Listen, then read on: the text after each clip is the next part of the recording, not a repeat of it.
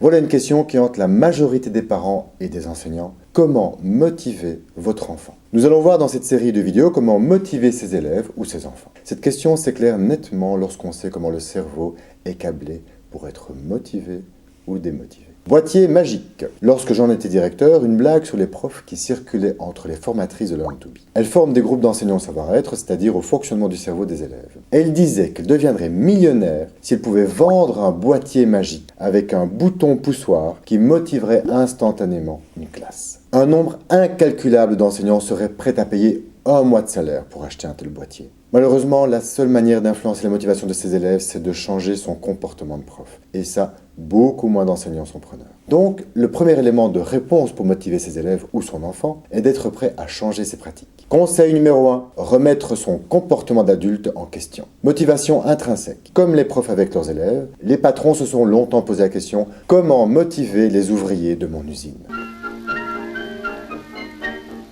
Longtemps, ils ont cru que donner plus d'argent suffirait à motiver leurs ouvriers. Mais cette motivation-là ne dure pas.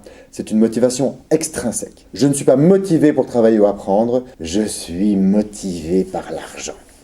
Dès que je reçois, ma motivation baisse et j'en veux plus. Promettre de l'argent pour motiver un élève à étudier, c'est apporter une motivation externe peu durable.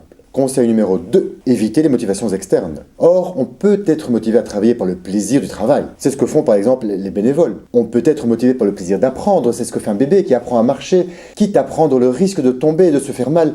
Il n'a pas besoin qu'on le motive de l'extérieur par une pièce de 2 €. Retournez la question. Les patrons n'ont pas trouvé de réponse durable à leur question « Comment motiver mes ouvriers ?» Dans la seconde moitié du XXe siècle, les plus libérés d'entre eux se sont rendus compte que la question était mal posée. On ne peut pas motiver quelqu'un d'autre. Seul l'élève peut se motiver lui-même. Donc la question devient comment créer un environnement où mes ouvriers s'automotivent? Comment créer un environnement de classe où mes élèves se motivent eux-mêmes? Conseil numéro 3. Ne pas professer, mais créer un environnement. Donc la réponse passe par un changement de posture. Je ne suis plus un enseignant qui professe, je deviens un architecte qui crée un environnement. Je ne suis plus un parent qui dirige, je deviens un architecte qui crée une famille où l'on se prend en charge. Je ne gave plus l'élève, je l'incite à apprendre. Je ne force pas un cheval à boire. Je l'incite à courir pour qu'il ait soif.